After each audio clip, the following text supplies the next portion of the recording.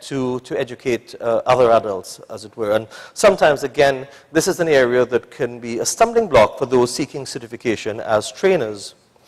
On the issue of coaches, the fact is that, as I suggested, this seems to be something of a gray area because ultimately coaches are folks who do certain things.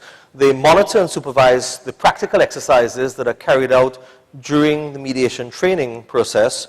They also are supposed to provide advice to participants during those exercises, and also, importantly, debriefing and feedback of individuals and collaborative efforts. So they're really meant to work very closely with trainers. To the extent that this goes on, of course, the board, I would say with respect, isn't always aware of the status of those coaches and the extent to which they are themselves able to provide that kind of assistance. I mean, a trainer is going to have limited exposure to the participants. If you have a group of about 30 or so, or 25 or 30, under the Act, there's a certain limitation, then you're going to have to rely on others to assist you to give much more personal feedback to each of the participants during a training program. So it is to be hoped that that level of feedback is going to be important, but it's got to go both ways. You've got to provide feedback to the participants, but you should also be, I would suggest, providing feedback to the trainers themselves in terms of the growing competence of potential mediators. And again, I would suggest that this isn't something that is always captured, and of course the board itself would not be aware of what takes place there.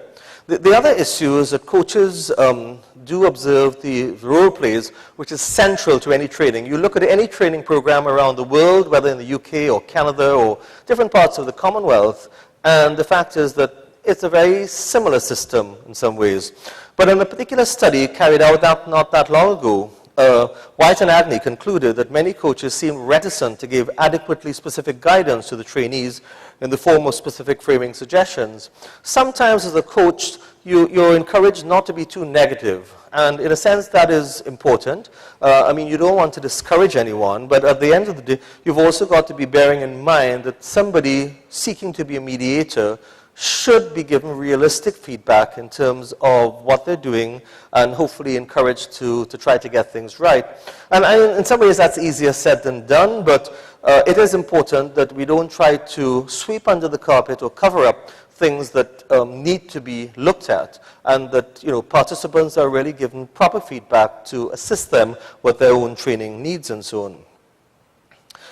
One final thing, in a sense, that we can also see coaching as a form of training, and the fact is that coaches perhaps do assist trainers to a great extent, so should they also be certified by the board? I mean, that is an issue that perhaps needs to be looked at as well. Now, turning to the needs of trainees themselves, and I have shared a few of these thoughts with fellow board members and so on, and so I thought it might be helpful to share this with you as well. Very often we don't look at things from the trainee's perspective. We may see a program coming in or for seeking certification. We may see other requirements, training agencies and so on. But what are trainees looking for? And because these are the folks who are going to seek certification in due course from the board. Well, some of the things that I think they should seek would be to try to thoroughly research the training agencies that they're going to be registering with to have their training carried out, the reputation of the trainer and the program, what is the methodology being used. Now, again, this is maybe easier said than done, because how are they going to find out these things unless they actually embark on the program? Well, hopefully one thing that they can do is to have the opportunity to talk to others who have also done a similar training course with that particular trainer, and of course they may get some sort of feedback in that regard as well too. Also questions of the cost of the program and what follow-up exists beyond that.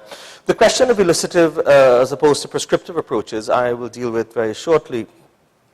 Now, the research available seems to suggest that certain things that trainers or trainees should bear in mind and so on. Particularly you want to select somebody who is a bona fide certified and of course can truly uphold the high standards that this area seeks to practice in.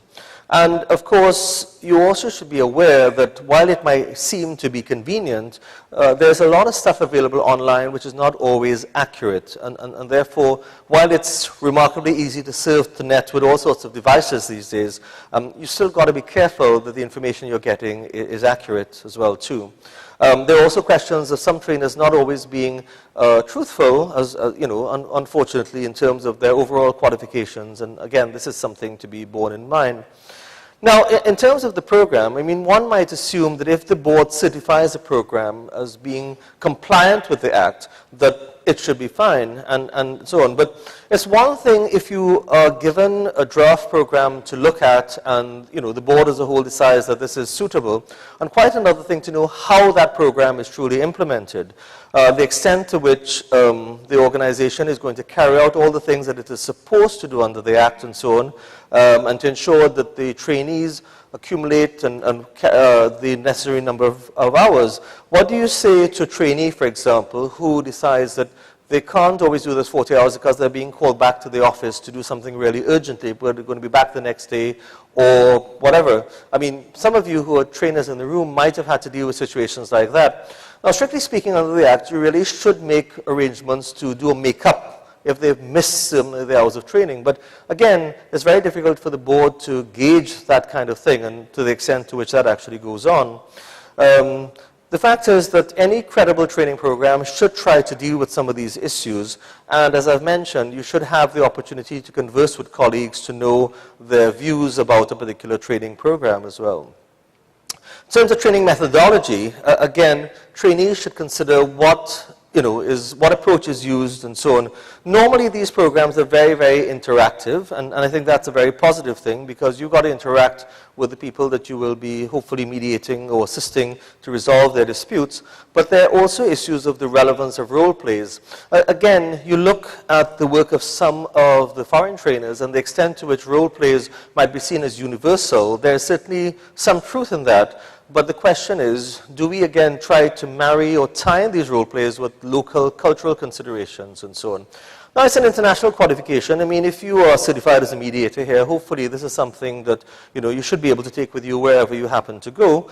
But I think we also have to be cognizant of cultural considerations that, you know, are quite fundamental here. I mean, one example that has been carried out through extensive research is the kind of disputes that arise at carnival time. You know, there always seem to be disputes among band leaders and carnival bands and others in terms of, you know, monetary issues and also other considerations and so on. And it's almost like an annual thing. You know, you look forward to the carnival, you also, in a sense, expect to see some dispute or another arising, you know. And therefore, there are certain things that we see as being somewhat peculiar to this jurisdiction that you might not see elsewhere, and so on. And this question of mentoring as well, too.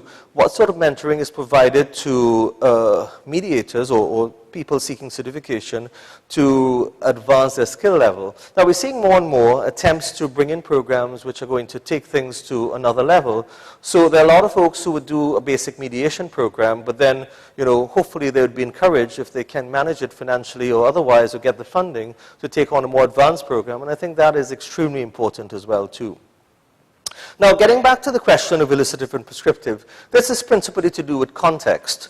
And I think for those of you who are trainers and teachers and so on, you may well be familiar with these terms. But in a sense, what we're talking about is the program going to be the same for everyone all the time? Or are you going to, which is the prescriptive approach, or are you going to use a more illustrative approach, which is going to adapt your material and content to what you have to do and so on. And the fact is that there are particular needs that you have to cover in relation to most groups and so on, because you want to be responsive to what they have to do. Now, I won't go through all of this because, you know, I know that we have fairly limited time, unfortunately. What I think I might want to do is just to emphasize this. Now, we seem to think that the 40 hours thing is a standard, and indeed it is standard. You look at other jurisdictions, and the 40 hours seems to be across the board. But it's a very artificial contrivance. The fact is that 40 hours grew out of convenience, and I've indicated this here. Honeyman, Hughes, and Schneider pointed out that it was actually not deliberate. It was simply dictated by the fact that 5 days gave you, during the week, gave you a cheaper rate at a hotel. And that is, in a sense, what led to this standard 40 hours thing in the US and in other jurisdictions. So, you know, you don't have to stick to 40 hours, even though the Act itself talks about 40 hours. What I would recommend very quickly, in fact, I'll probably move very swiftly to those, are issues of the recommendations that perhaps we might need to even expand that, even though we understand it is convenient to have that for most people who can manage to slip away from work for about a week or so. Questions of cost are always going to come into it, and again, I'm not going to spend too much time on that, and of course the need for follow-up. What I want to probably move on to pretty quickly, and I'll skip some of this, is that, you know, ethical issues are important. I want to mention that, as you may know, the Mediation Act does vest the board with the requirement to ensure that certain ethical standards are maintained at all times. And indeed, under Part 3, I think Schedule 3, there are disciplinary regulations. As far as I know, they haven't actually been used, but there is a process there whereby a disciplinary panel can be established, and of course, there can also be an appeal to the full board or you know, people nominated by the board to hear that appeal. So there is an established process in place. We may well find that as the mediation field continues to grow, that there may be a need for this, if only to see ethical standards as providing us a signpost and guidance for the future, and to ensure that, again, high standards are maintained and so on. All right, so I will move pretty quickly on to the end bit, which is really looking at the proposals and recommendations for hopefully the next 10 years. And again, this is just very much based on my own assessment, which may or may not, you know, we'll see to what extent some of it might be taken into account. I think that what is important is that the board is going to have to continue to seriously work with various stakeholders, and again, I've identified a few of them here. Certainly trainers in general, trainees, schools and educators. We're hearing more and more about the need for peer mediation. And indeed, we have the established bodies approved under the Act, which, again, probably need to have greater connectivity with the board itself. Certainly the various legal or formal frameworks such as the Industrial Court, Tax Appeal Court, the Environmental, and so on, House of Assembly. All of these are designated as mediation agencies by statute under the Mediation Act, as it were. Now, one thing that I think is going to be important for the future is the active monitoring of trainers and so on, whether we can have some sort of visiting sessions carried out on behalf of the board or by the board, I think might be useful, because again, I mentioned the idea of implementation and the extent to which the mediation programs approved by the board are already carried out to the extent to which they should be. Whether or not we might also see the need for trainers to become more formally qualified in some way, whether they should be asked to have a first degree or at least appropriate postgraduate qualifications of a sufficient level to invest trainees and the board with the confidence that these folks are going to be able to do what they say they're going to do is important. And also questions of having policy guidelines and so on with regard to online training. Online training has been a growth area.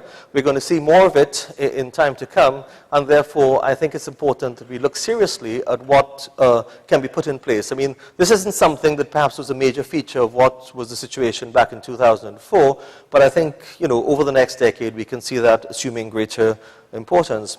The question of monitoring fees is perhaps a little bit more controversial, because the extent to which you know, we can see fees imposed by trainers being subject to market demand, I think is an important issue. But, you know, attorneys are subject to that. There is a scale of fees, for example, prescribed you know, in respect of practice before the High Court, so that arguably, you know, bearing in mind that mediation has been prompted by its assistance through the Court and X project, that, you know, that may be something to think about.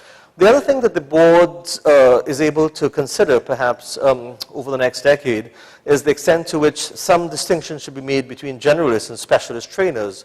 At present, if you are certified as a trainer, you would theoretically be able to train somebody in any area under the sun, or at least in respect of mediation. However, there are some people who might come before the board that may be more versed in certain areas. And, for example, somebody who may be an extremely good commercial mediator may not, or perhaps may have a lot of experience and may even be very, very competent to train others in commercial mediation, may not be gifted with that sort of competence in family mediation. And, you know, these are some of the issues that we may want to think about over the next few years, as it were.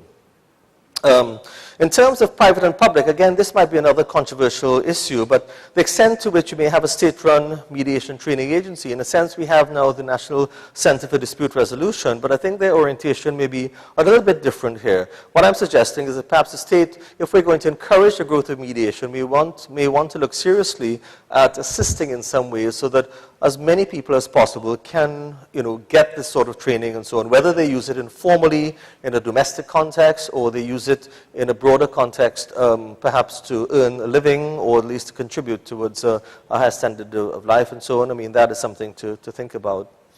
So as I said, it's a controversial thing, but something that I think we need to bear in mind. The suggestion that coaches perhaps should be certified may be something that we also want to think. As I said, they play an integral role in the training of candidates who are going to be seeking certification, and therefore we may want to seriously think whether that should be the case or not. Also, the question of, sorry, I'll just hopefully... Right. Whether the Act itself should be amended in respect of specialist programs and so on beyond the basic 40 hours training course. I mean, at present, a number of these programs do come in, but I think some clarification may be needed as to whether they ought to be duly certified by